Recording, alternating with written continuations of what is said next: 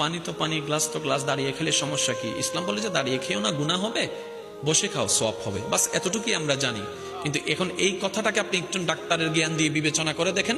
Doctor বলে যে সুস্থ থাকার জন্য পানি খাওয়া দরকার, কিন্তু খবরদার দাঁড়িয়ে তোমরা পানি খেও না, বসে তোমরা পানি খাও। কারণ দাঁড়িয়ে পানি খেলে সেটা তোমার স্টমিকের মধ্যে গিয়ে ডাইরেক্ট আঘাত করবে, আর এরকম আঘাত বারবার হতে থাকলে এটা ফুটা হয়ে যাওয়ার সম্ভাবনা থাকে, যেটা তোমার জান নাশের জন্য কারণ হতে পারে। ডাক্তারের পরামর্শ হচ্ছে দাঁড়িয়ে পানি খেও না, খাইলে তোমার জন্য ক্ষতি।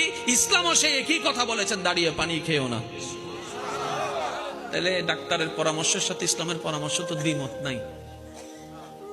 দ্বিমত কোনো আছে? ডাক্তারের পরামর্শ দিচ্ছে কি খারাপের জন্য না ভালোর জন্য? ইসলামের পরামর্শটা ভালোর জন্য। আপনি আমার ধৈর্য বাড়ায় দেন, ওয়াজআলনি শাকুরা, আপনি আমার শুকরগুজার বানান, ওয়াজআলনি ফি আইনি সাগীরা, আল্লাহ আমার চোখে আপনি আমারে ছোট বানান, ওয়া ফি আইনিন নাসি কাবীরা, আল্লাহ মানুষের চোখে আপনি আমারে বড় বানান।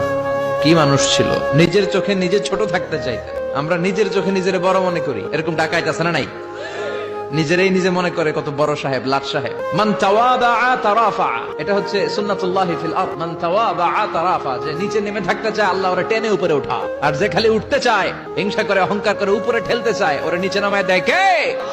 সাইয়েদনা আদমকে আল্লাহ বলেন, আদম সাল্লিম আলা উলাইকান নাফার লাম্মা খালাকাল্লাহু আদামা ওয়া কানা তুলহু 60 যিরাআন। নিচে নেমে গেলে যে উপরে ওঠে, আর উপরে উঠতে চাইলে যে নিচে নামে। উদাহরণ দেখেন, আদম আলাইহিস সালামকে তৈরির পর আল্লাহ বললেন, আদম সাল্লিম আলা উলাইকান নাফার, এই ফেরেশতাদের সালাম দাও। কি দাও? সালাম দাও। কোনো প্রশ্ন নাই, আল্লাহ সালাম দিব কেন? ফেরেশতারা আমারে দিব না কেন? আমি আগে দিব কেন? কথা আছে কোনো? যেই সালাম দিলেন, সালাম দেওয়ার সাথে সাথে ওনার মর্যাদা বাড়িয়ে দিল কে? এত মর্যাদা বাড়ালেন যে নূরের ফেরেশতারা মাটির আদমকে সেজদা দিতে বাধ্য হয়েছে। চিৎকার করে বলেন ঠিক কিনা? তুমি মাটির আদমকে প্রথম সৃষ্টি করিয়া ঘোষণা করিয়া দিলে শ্রেষ্ঠ বলিয়া, তাই তো নূরের ফেরেশতা করে আদমকে সেজদা, সবার চেয়ে সম্মান দিলে মাটির আদমকে।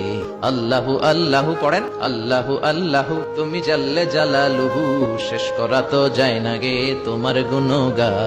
আল্লাহু আল্লাহু, সুবহানাল্লাহ পড়েন। কি সম্মান আল্লাহ বাড়াই দিলেন। আল্লাহ বললেন, আদম আজকে থেকে তুমি আশরাফুল মাখলুকাত, তুমি খলিফাতুল্লাহ ফিল আরদ, তুমি পৃথিবীতে আমার খলিফা, ভাইস জেরেন্ট অফ আল্লাহ। আল্লাহর খলিফা, আল্লাহর আহকামগুলো পালনের জন্য ভাইস জেরেন্ট। বিপদে ধৈর্য ধরো, ধৈর্য ধারণ করতে হবে। সবর, সবর নিয়ে কোথায় যেন আলোচনা করেছিলাম যে সবর এটা এমন একটা গাছ, যে গাছের চারিদিকে থাকে কাটা, কিন্তু ফলটা বড় মিষ্টি। সবর বাংলা জানেন তো কি? ধৈর্য। ধৈর্য এমন একটা গাছ, যে গাছের চারিদিকে কাটা, কিন্তু ফলটা মিষ্টি, সুস্বাদু। এই সুস্বাদু ফল খেতে হলে এই কাটাগুলো সহ্য করতে হবে।